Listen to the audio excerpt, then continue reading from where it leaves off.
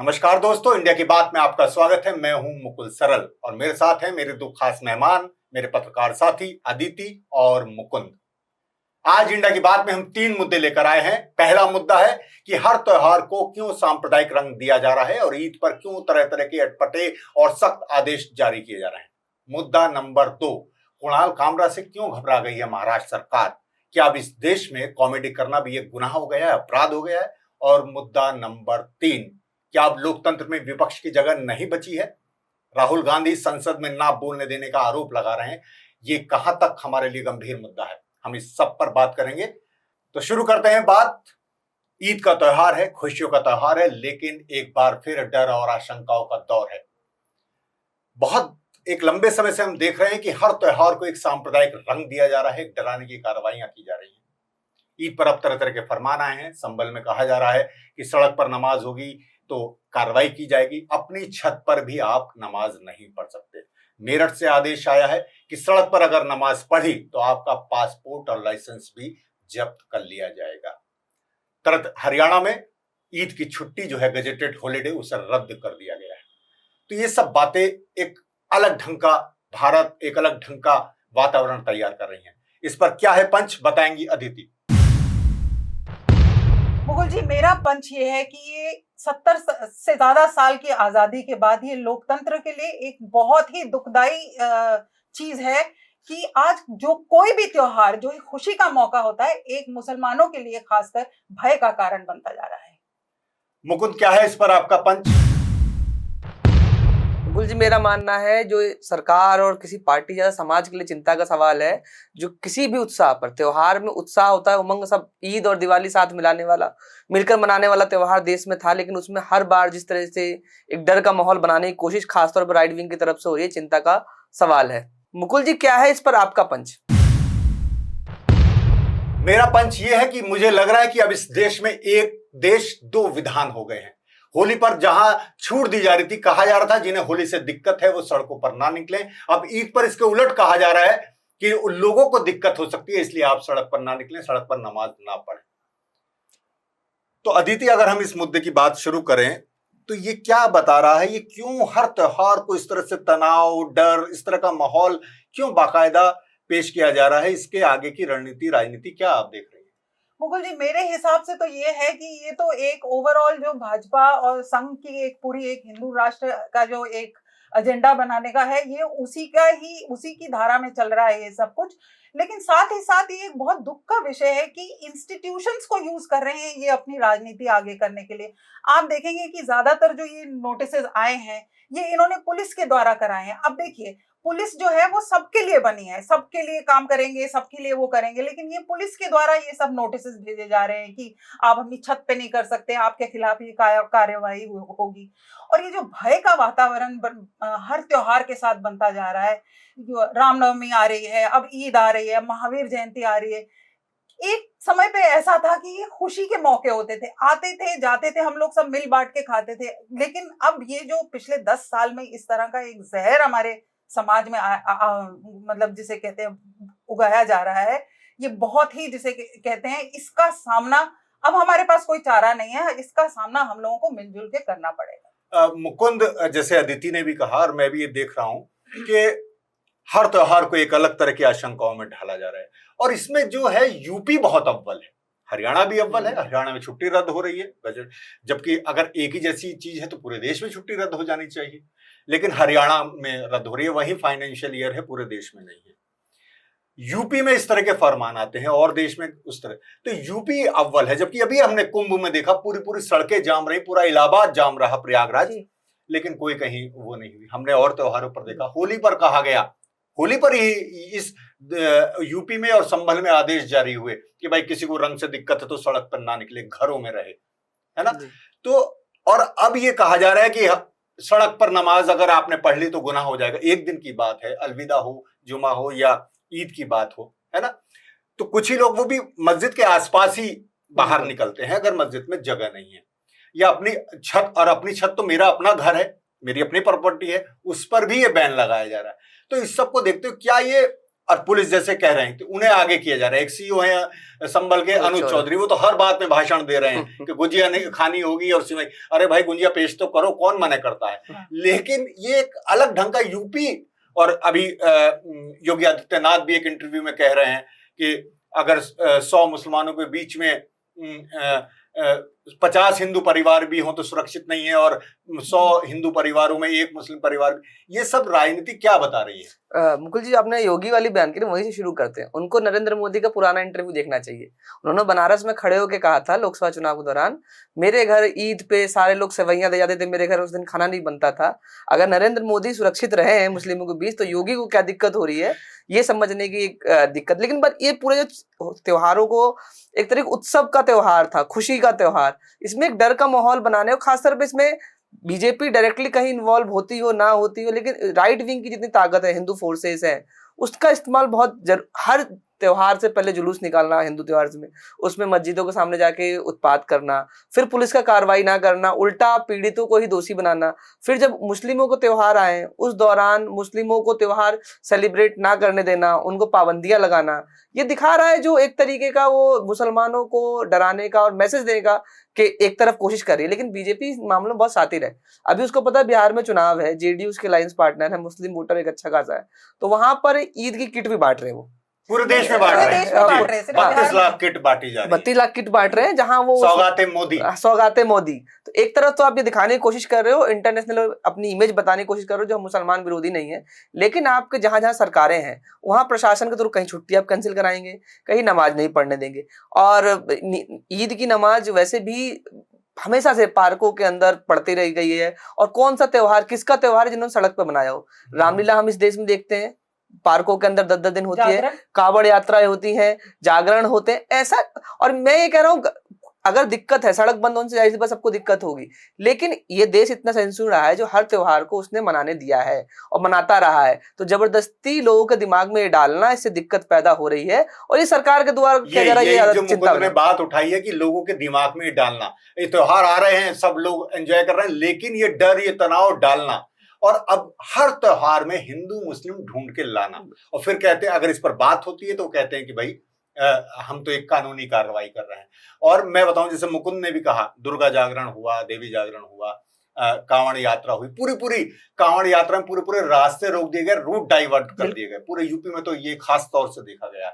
और हम तो ये देख रहे हैं कि क्रिकेट मैच भी जीतने पर मस्जिदों के आगे जाकर उधम मचाया गया, उत्पात किया गया। तो यानी क्या संदेश देने की कोशिश की जा रही है? जहां दूसरी तरफ सौगाते मोदी, वहां भी मुझे ये लगा कि 500-600 रुपए की किट है, उसमें सूट का कपड़ा भी है महिलाओं का, पुरुषों का कुर्ता पजामा भी है, मेवे भी है, खजूर भी है, तेल भी है, नमक भी है। 500-600, भाई मुझे लग रहा है कि पुराना जमाना आ गया, कुछ सस्ताई का जमाना आ गया। लेकिन दोस्तों, मुझे लगता है कि ये कोशिशें बंद नहीं होंगी, क्योंकि अभी नवरात्र आ रहा है, उसको लेकर भी शुरू हो गया है कि मीट की दुकानें बंद की जाएं, इसकी दुकानें बंद की जाएं। और फिर रामनवमी आएगी तो उसके जुलूस निकलेंगे ही, फिर कहा जाएगा कि भाई इन रास्तों से निकलेंगे और इन रास्तों से निकलेंगे, जिससे दिक्कत है वो अपने घरों में रहे। तो ये सब चीजें बढ़ाई जाएंगी। लेकिन मुझे लगता है कि अब भी अक्सरियत जो है, अब भी जो बहुसंख्यक लोग हैं भारत के, वो आपस में एक सौहार्द से रहते हैं, प्रेम से रहते हैं, और उन्होंने हर त्योहार मनाया। होली पर बहुत तनाव की कोशिश की गई, लेकिन आमतौर पर होली पर तनाव नहीं हुआ। कुछ एक जगह जानबूझकर उत्पात किया गया, लेकिन हमने देखा कि मुसलमानों ने होली खेलने जाने वालों फूलों की भी वर्षा की दिल्ली में। ये हमारा कल्चर है, तो ये हमारा कल्चर है। मुझे लगता है कि इसी कल्चर को बचाए रखना चाहिए। यही संदेश होली का था, रंगों का त्योहार था, यही संदेश ईद का है। अब हम चलते हैं अपने दूसरे मुद्दे की तरफ। दूसरा मुद्दा है कुणाल कामरा का। इन दिनों बहुत चर्चा है, वो लगातार एक के बाद एक वीडियो डाले जा रहे हैं, और वो जो बीजेपी और उसके सहयोगी हैं और जो हिंदुत्ववादी हैं या अंधभक्त जिन्हें कह दिया जाता है, वो उस पर उद्वेलित हो रहे हैं, तनाव पैदा कर रहे हैं। तो एक जोक नहीं बर्दाश्त कर पा रहा है हमारा भारत। एक कार्टून आता है तो उस पर एक पत्रिका पर कार्रवाई हो जाती है, कार्टून हटाने के लिए कहा जाता है। एक भाषण कोई दे देता है, उसे जेल कर दी जाती है। एक जोक कोई मार देता है, उस पर तोड़फोड़ और उसे मारने काटने तक की धमकियां दी जाती है।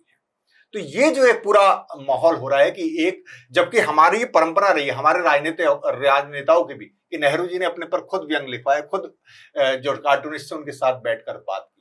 लालू जी का व्यंग हमने अभी वीडियो वायरल हुआ खूब कि उनके सामने उनकी मजाक उड़ाई गई, लेकिन वो आराम से सुनते रहे। तो ये जो पूरा एक मसला है कि व्यंग या मजाक अब बर्दाश्त नहीं हो रही है इस देश में, और पूरे अपराध हिंसा बर्दाश्त हो रही है, तो इस पर क्या है पंच? मुकुंद, आप बताएं। मुकुल जी, मेरा साफ कहना है जो एक सिर्फ एक कुणाल कामरा का मसला नहीं है, ओवरऑल देश के अंदर पिछले सालों में अभिव्यक्ति की आजादी पर हमला करने की कोशिश हो रही है, और राइट विंग इसमें सबसे, और खासकर बीजेपी की सरकार और सब सहयोगी आगे रहे, उसी का एक नमूना उदाहरण पेश हुआ है महाराष्ट्र के अंदर। मुकुल जी, क्या है इस पर आपका पंच?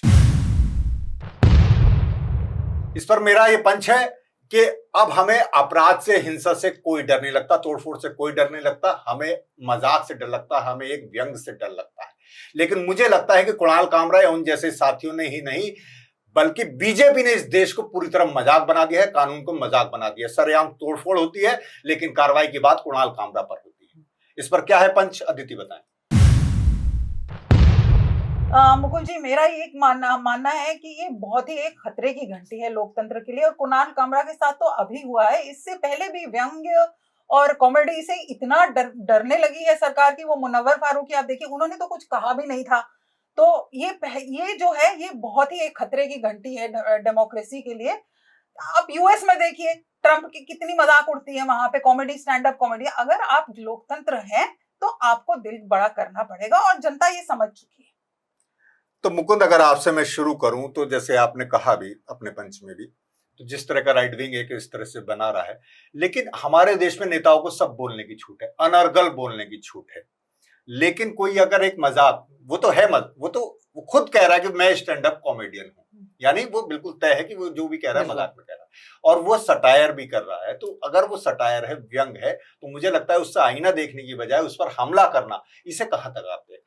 ये दिखाता है जो हम पिछले सालों में जब सहिष्णुता असहिष्णुता की बहस छिड़ी थी, तो उसमें जब दिखाने की कोशिश हो रही थी ऐसा कुछ भी नहीं है, उसका जीता जाता उदाहरण है आपके सामने, जिस तरीके से हमले कर रहे हैं और कुणाल कामरा के साथ कॉमेडी कर रहे हैं। जबकि आज पार्लियामेंट के अंदर क्या हो रहा है? पार्लियामेंट के अंदर देश के मंत्री और नेता और जो प्रधानमंत्री तक खुद कॉमेडी करते हुए दिखते हैं, मजाक करते हुए दिखते हैं, दूसरे की नकल उतारते हुए दिखते हैं।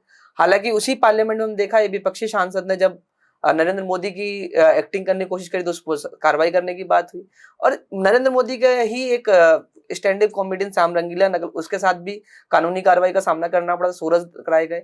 और कुणाल कामरा के मामले में भी, और खास तौर पर शिवसेना शिंदे गुट के नेताओं ने जिस तरीका व्यवहार किया है, और उसके बाद उन पर कोई कार्रवाई नहीं, दिखावे के लिए बुलाया गया थाना, फिर उसको जिस तरीके से मीडिया बाइट दे रहे हैं उसके यूथ विंग के लीडर्स, वो क्या दिखा रहा है? दूसरी तरफ आप वहां होटल के एक दिन के अंदर कार्रवाई कर दे रहे हैं, जहां की सब मना है, सुप्रीम कोर्ट ने भी कहा है आसानी से आप किसी का घर मकान ना तोड़े। तो ये दिखाने की कोशिश हो रही है जो आप आज की सत्ता से किसी भी तरह से सवाल नहीं पूछ सकते। पत्रकारों को पहले जेल में डाल दिया था, नेताओं को ईडी सीबीआई से चुप कराने की कोशिश हो रही है, अब व्यंग्यकारों को भी ना बोलने ऐसी पाबंदी लगाई जा रही है। तो अदिति, जैसे मुकुंद भी कह रहे हैं कि लगातार पाबंदी और एफआईआर हो रही है, पर एक इंटेलेक्चुअल बहस हो सकती है, एक बात हो सकती है, आपका व्यंग थोड़ा हल्का हो सकता है, थोड़ा सा सतही हो सकता है, आपका व्यंग अच्छा हो सकता है, इस पर एक बात हो सकती है। मुझे लगता है कि अगर हरिशंकर परसाई आज के जमाने में होते तो उन पर रोज ही एक एफआईआर दर्ज हो जाती। लेकिन कुणाल कामरा यहाँ बड़ा महत्वपूर्ण बात कह रहे हैं कि जब रोक हो आप पे, जब रोक लगे, तभी व्यंग करने में, कॉमेडी करने में मजा है। तो लोग रुक नहीं रहे हैं लगातार इसके बावजूद, तो वो किस तरह से आप इसे देखेंगे? देखिए, ये भी एक जिसे कह सकते हैं कि रेजिस्टेंस का या उसका एक फॉर्म है, जो हमने मतलब विश्व युद्धों में भी देखा है और फांसीवाद के तहत भी देखा है, बर्तोल्ट ब्रेख्ट वगैरह भी उस तरह से करते रहे हैं। तो ये तो चलता रहेगा। इनफैक्ट कुणाल का मुझे हैरानी होती है, क्योंकि मैं खुद ही इतने कवि सम्मेलनों में सुन चुकी हूँ जहां नाम ले लेके लोगों ने हास्य कवि किए हैं, कविताएं की हैं, और लोग ताली बजा रहे हैं, ये आपके काफी हिंदी कवि वगैरह। तो इसमें मुझे नहीं लगता कि मुझे लगता है कि इसमें अब ये लोग जो हैं इसको एक राजनीतिक, वो जो कह रहे हैं ना, पूरे वातावरण का एक हिस्सा बनाना चाह रहे हैं, और अपनी पूरी उसमें की नहीं करने देंगे। और ये भी एक लगता है, उन्हें लगता है कि कौन सी कमजोर कड़ी है, किस पर हम हमला कर सकते हैं। यही बात जिसमें शिंदे गुट को या शिंदे की अपमान दिखाई दे रहा है, ये बात उद्धव गुट या उद्धव ठाकरे खुद कई बार कह चुके हैं। लेकिन उन पर उन्हें एफआईआर करने अजीत पवार कह चुके हैं। लेकिन वो कुणाल कामरा को समन दिया जा रहा है, उन्हें फोन किए जा रहे हैं, जो धमकी भरे फोन किए जा रहे हैं, मारने काटने की। बात मुकुल जी आपको बताना चाहूंगी, मैंने काफी सालों तक संसद कवर किया है, लोकसभा, ये शुरू में जब 2014 के बाद से मैं बता रही हूँ, संसद के अंदर राहुल गांधी का इतना मजाक उड़ाया जाता था शुरू में, पप्पू पप्पू कहकर। अब अगर इंसान हर चीज में अगर एफआईआर करे या जाके वहां पे दफ्तर तोड़ने लगे, ये संसद के अंदर हो रहा है, तो इतनी आपको क्या, उन्होंने तो नाम भी नहीं लिया कुणाल कामरा ने, गद्दारी बोला था ना, तो इतनी तकलीफ नहीं। और ये मनमोहन सिंह और सोनिया गांधी के बारे में इस देश के अंदर क्या नहीं बोला गया, प्रधानमंत्री और शो चलाए गए हैं स्टैंड अप कॉमेडी के टीवी चैनल। राहत इंदौरी अपने शो में कहते थे, अब तो वो गुजर गए, कि उन्होंने एक मुशायरे में कह दिया कि सरकार चोर है, तो उन्हें पुलिस ने बुला लिया, तो और उन्होंने कहा कि मैंने तो ये बोला नहीं कि सरकार कहाँ की चोर है। तो वो पुलिस वाले बोले आप हमको बेवकूफ भी समझते हैं, हमें नहीं पता कि सरकार कहाँ की चोर है। और एक वही फैज का भी किस्सा है, या कई लोगों से जुड़ा हुआ है, कि उन्हें एक नज्म लिखी और उनकी गिरफ्तारी हुई, तो उन्होंने कहा कि भाई क्यों गिरफ्तारी हुई, क्या वो उनके खिलाफ वो भी नज्म लिख देते, कि भाई वो नज्म लिखना जानते, तो वो क्यों शायर के खिलाफ। और दूसरा ये पुराने भारत की बात करते हैं, भारत की तो परंपरा ही रही है व्यंग्य की। हाँ, चाहे कबीर से लेकर देख लीजिए, क्या कबीर ने क्या क्या नहीं कहा, सूली पे टांग दिए जाते हैं। आज के समय में अगर कबीर होते तो उनकी क्या, कबीर रैदास कितना व्यंग है। शुरुआत से ही आप एशियन भारत बनाना चाहते हैं, आप वहीं से देख लीजिए क्या क्या होता है। राजाओं ने अपने दरबार में ऐसे व्यंगकार रखे हैं जो सामने व्यंग करते थे राजाओं। मुझे लगता है कि व्यंग सुनना और समझना, उसके लिए भी एक बहुत सक्षम होना जरूरी है, एक समझदारी जरूरी है।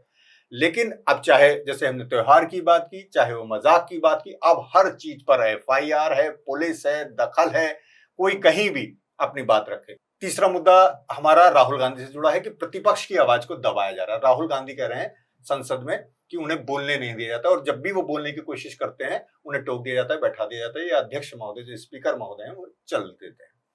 तो ये जो मुद्दा है, इस पर क्या पंच है आपका अदिति? मुकुल जी, मेरा पंच ये है कि एक तो 10 साल बाद हमारे पास लीडर ऑफ ऑपोजिशन इन्होंने दिया है, पिछली बार भी करते रहे, इन्होंने नहीं दिया है।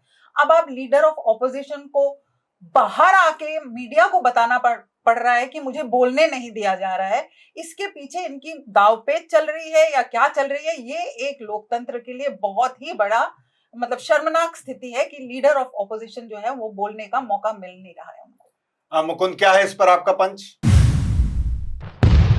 मुकुल जी, ये दिखाता है नए दौर का भारत है। अब हम सोमनाथ चटर्जी जैसे स्पीकरों से आगे बढ़ चुके हैं, और आज के समय में संसद के अंदर भी विपक्ष की जगह नहीं बनती हुई दिख रही है, और सरकार ही संसद बंद कराने की तैयारी में हमेशा बनी रहती है। क्या है मुकुल जी इस पर आपका पंच?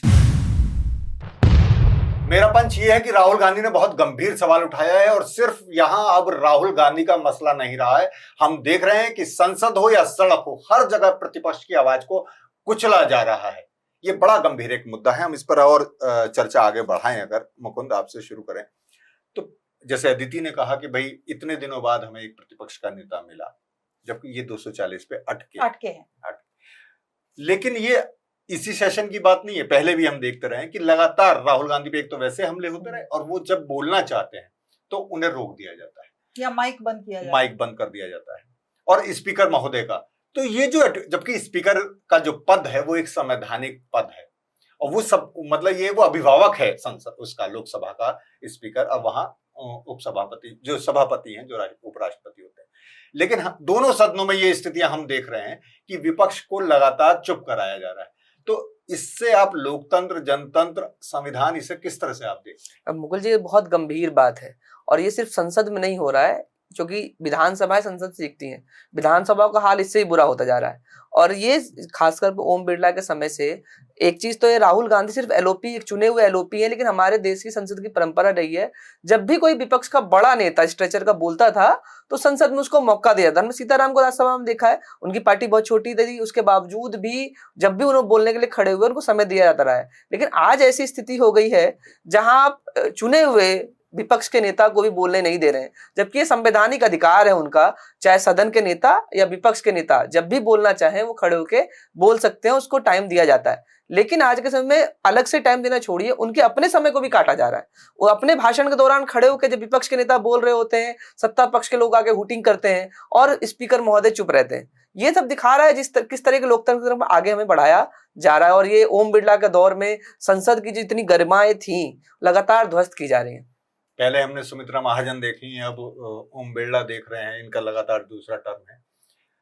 अभी कांग्रेस के करीब 70 सांसदों ने मिलकर भी उनसे अपनी शिकायत दर्ज कराई, लेकिन शिकायत भी उन्हीं से करानी पड़ रही है जिनसे हमें उन्हें शिकायत है। तो आप क्या देखते हैं कि लोकतंत्र में उसमें संसद में कुछ बहस अब विपक्ष की तरफ से कोई मुद्दा रखा जाएगा? क्योंकि जो भी मुद्दा आता है, चाहे वो कोई बिल हो, अचानक से पेश कर दिया जाता है, अचानक उसे पास करने की कोशिश की जाती है क्योंकि बहुमत का मसला है, या उसे अगर जेपीसी में भी भेजा तब भी उसमें विपक्ष की सुनवाई नहीं। ये सिलसिला लगातार हमने पिछले दिनों देखा, चुनाव आयोग से कोई शिकायत कर रहा विपक्ष, उसकी भी सुनवाई नहीं है, जेपीसी में उनका कोई से नहीं रह गया, लोकसभा राज्यसभा में कोई से नहीं रह गया। तो फिर ये एक बड़ी क्या खतरे की घंटी लगता है? खतरे की घंटी है, और इसका तो एक ही इलाज है कि विपक्ष को एकजुट होकर सड़क पे उतरना पड़ेगा। लेकिन मैं इनसे उससे पहले जो मुकुंद ने बात कही है वो बोलूंगी कि एक ओम बिरला का जो एक है मतलब रोल रहा है, ये बहुत ही शर्मनाक रोल रहा है। पहले आपने देखा होगा एक ही सत्र में उन्होंने कुछ 150 के करीब जो है उन्हें निलंबित कर दिया था। सांसद बिल्स जो है, इंपॉर्टेंट बिल्स जो है वो हल्ले में 5-5, 10-10 मिनट में पास किए जा रहे हैं, जो कि जिसके ऊपर चर्चा होनी चाहिए। अब चर्चा होती भी है तो वो 15-20 मिनट में खत्म हो जाती है। अच्छा, दूसरी राहुल गांधी जो एलओपी हैं, उनकी बात ये है कि बोलने देना अलग की बात है, आप उनके ऊपर कोई कुछ टिप्पणी कर रहे हैं और उसके बाद हाउस एडजर्न कर रहे हैं। अरे भाई, उन्हें जवाब तो देने दीजिए, किस बात क्या बोला आपने, किस चीज पे आपने टिप्पणी की, उसके जवाब देने का भी आप, ये क्या लोकतंत्र के लिए अच्छा है? मुझे लगता है कि ये जनता देख रही, और कैमरे पे पूरा कंट्रोल रहता है इनका, क्योंकि वो क्लिप जो है वो लीक होके 2 मिनट बाद बीजेपी आईटी सेल के अमित मालवीय लगाने लगते हैं। तो मेरा सवाल ये है कि क्या ये एक कोई बनी बनाई योजना के तहत है ओम बिरला का जो व्यवहार है? नहीं, इस पे सवाल उठना वही चाहिए। बिल्कुल कि स्पीकर जो एक बड़ा संवैधानिक पद है, जैसे मैंने पहले भी कहा कि वो अभिभावक होता है और उसे वो सभी के लिए बराबर होता है, फिर वो पार्टी से संबद्ध नहीं होता। जो पहले भले ही वो किसी पार्टी से जुड़े हों ओम बिरला, लेकिन वो जब स्पीकर बनते हैं तो वो वहां से इस्तीफा दे देते हैं, है ना। हमने जैसे सोमनाथ चटर्जी का आपने उदाहरण दिया कि उन्होंने किस तरह से एक व्यवहार किया। उससे पहले हमने संगमा भी देखे, तमाम हमने स्पीकर देखे, लेकिन इस तरह का व्यवहार हमने नहीं देखा। और यहाँ अब राहुल गांधी पर, जैसे पहले भी आपने कहा कि उन्हें तमाम अपशब्द कह के या उनकी मजाक उड़ाई गई पप्पू कह के, अब उन पर और भी हमले किए जा रहे हैं। तो बोलने से चुप कराया जा रहा है, कभी उनकी टी शर्ट पे हमला किया जाता है, टी शर्ट पहन के नहीं आ सकते। एक तरफ हम कह रहे हैं कि हम 21वीं सदी में 2025 की बातें हो रही हैं, और वो एक ही कि बस कुर्ता पजामा ही कोई वो होगा। ऐसे भाई अलग अलग जगह के अलग अलग अपने वो हैं। यूथ अब नए ढंग से पहन रहा है, साउथ वाला अलग ढंग से पहनेगा, नॉर्थ वाला अलग पहनेगा, लेकिन वो सबको एक ही रंग में रंगना चाह रहे हैं। अब वो एक और क्लिप वो हुई है और उन्हें एक मर्यादा का पाठ पढ़ाया जा रहा है कि भाई एलओपी को एक मर्यादा रखनी चाहिए, उसमें रखनी चाहिए। लगातार इस तरह से हमले जो किए जा रहे हैं, और उसमें जैसे मैंने कहा कि संसद के भीतर और संसद के बाहर, संसद के बाहर भी यही है। संसद के बाहर भी आप देखें कि राहुल गांधी ने अभी बेरोजगारी और तमाम उस पर ये की, स्टूडेंट्स के साथ आए, है ना, उस पर बोले, लेकिन उसे मीडिया कवर करता दिखता है, लेकिन वो मीडिया पे रिपोर्ट होता नहीं दिखता। मेन मीडिया जो गोदी मीडिया जिसे हम कहते हैं, उस पर वो बहुत ज्यादा दिखाया नहीं जाता, भले ही वहां कैमरे आपको लगे दिखाई दे। और जो ये तो एलओपी है, जो वैसे सामान्य नेता है, उनकी बात को भी सामान्य छात्र हैं, नौजवान हैं, उनकी बात को भी बिल्कुल अब जगह नहीं मिल रही है और उन पर एफआईआर हो रही है। इसी में मैं जोड़ दूं जरा सा, एक इस पर टिप्पणी ले लूं। अभी हमने देखा रामजी लाल सुमन का मामला, सपा के जो राज्यसभा सांसद है, वो संसद में कुछ बोलते हैं और उनके घर पर हमले की छूट हो जाती है। मतलब अगर कोई इतिहास को रखना चाहे, तथ्य रखना चाहे, अब उस पर भी लोगों की भावनाएं आहत हो रही हैं, वहां जोक पर आहत हो रही हैं या तथ्यों पर आहत हो रही हैं। ये भी एक जो इस तरह से यूपी में, आगरा में आपने देखा कि बुलडोजर लेके चढ़ गई करणी सेना और उसके उस पर कुछ ऐसा कोई कार्रवाई नहीं। ये कैसे देख रहे हैं कि अगर संसद में कोई एक मुद्दा उठाता है तो उसके घरों पर हमला हो रहा है? ये तो पूरा मुझे लगता है वो भय का वातावरण बनाने का ही एक हिस्सा है और कुछ नहीं है। मतलब आवाजें दबाने का एक हिस्सा है। लेकिन अब वो अब मुझे लगता है कि 240 पे आ गए और 234 पे विपक्ष है, तो इतना आसान भी नहीं होगा। नहीं, इसमें मुझे एक चीज लगता है, जो इनका जो बौद्धिक दिवालियापन है वो दिखाता है, क्योंकि इतिहास पर अगर कोई एक संदर्भ में बात रख रहा है, आप उससे सहमत नहीं है, तो अपने तर्कों से उसको काटिए। और आपके पास तो कहने के लिए बहुत सारे बुद्धिजीवी आजकल समय में हो गए, तो अगर उनके साथ ये दिखा रहा है जो वो तथ्य जो है सही है, उसका काउंटर ये नहीं कर पा रहे हैं, इसलिए ये लोग हिंसा का सहारा बार बार ले रहे हैं। और ये लोकसभा के अंदर, मैं इसमें एक छोटा उदाहरण दिल्ली का बता देता हूँ। दिल्ली के अंदर बजट पेश हुआ, और ये पहले बार होगा किसी विधानसभा के अंदर इकोनॉमिक सर्वे पेश ही नहीं किया गया। बिना इकोनॉमिक सर्वे के विधानसभा अध्यक्ष ने बजट पेश करने की छूट दे दी, और वो हो भी गया, और चर्चा भी हो रही है, बजट पास भी हो जाएगा। तो ये दिखा रहा है जो हमारे देश में सदनों की क्या स्थिति की जा रही है, और पार्लियामेंट्री जो कमेटीज होती थी जिसके अंदर बहुत सारी रिपोर्टें आती थी, उनकी क्या स्थिति है। ये तो सदन में हम देखते हो हंगामा जो दिख रहा है टीवी पे, उसके पीछे संसद एक संस्था के तौर पर इस तरह बर्बाद की जा रही है। क्योंकि संसद सिर्फ सरकार की नहीं होती थी, संसद देश की थी, इसमें अपोजिशन का बहुत बड़ा रोल होता था। पीएससी कमेटीज, अलग अलग कमेटी, उनकी रिपोर्टें कहाँ आ रही हैं, और रिपोर्टें आ रही है तो उसमें जो विपक्ष दर्ज करा रहा है वो कहाँ है। सिर्फ एक सत्ता पक्ष की तरफ से पार्लियामेंट क्वेश्चन इंग्लिश से अनुवाद हिंदी में आया गलत, उस पर एक सांसद ने, अखिलेश प्रसाद सिंह थे मेरे ख्याल से, बिहार के राज्यसभा सांसद, उन्होंने बोला, तो मंत्री खड़े होकर बोलते हैं जो संसद में हमारा जो ट्रांसलेशन है वो गूगल करता है, इसलिए गलत होता। तो हमारे अधिकारी क्या कर रहे हैं? संसद भी अगर गूगल पे निर्भर हो जाएगा तो क्या है, क्योंकि गूगल सही गलत दोनों चीजें आपको दे सकता है। खैर, तो दोस्तों आपने सुना इन तीनों मुद्दों को। तीनों मुद्दे लगभग एक जुड़े हैं, एक तार एक दूसरे से। चाहे वो त्योहार का मसला है, उसमें हिंदू मुसलमान करना, चाहे वो मजाक करना है, कॉमेडी करना है, उसे बर्दाश्त ना करना, चाहे वो विपक्ष की आवाज है उसे दबाना। तो कुल मिला के एक लोकतंत्र जो एक अजीब दौर में एक अजीब मोड़ पर खड़ा है। और मुझे लगता है कि यही सही समय है कि अपनी बात उठाने का। वो कहा गया है ना कि बोल के लब आजाद हैं तेरे। तो मुझे लगता है कि यही सही समय है कि सही तथ्य, सही बातें रखने का और इस पर बातचीत करने का लगातार। मुझे लगता है कि मीडिया का भी इसमें बहुत बड़ा रोल है। मीडिया इसमें सही भूमिका अपनी नहीं निभा रहा, मुद्दों को सही परिप्रेक्ष्य में नहीं रखा, इसलिए एक बिल्कुल कैओस हो रहा है, पूरे एक हंगामा खड़ा हो रहा है। तो मुझे लगता है कि इस सब पर बार बार बात करना बहुत जरूरी है। तो इंडिया की बात में आज के लिए इतना ही। आपका बहुत बहुत शुक्रिया, धन्यवाद।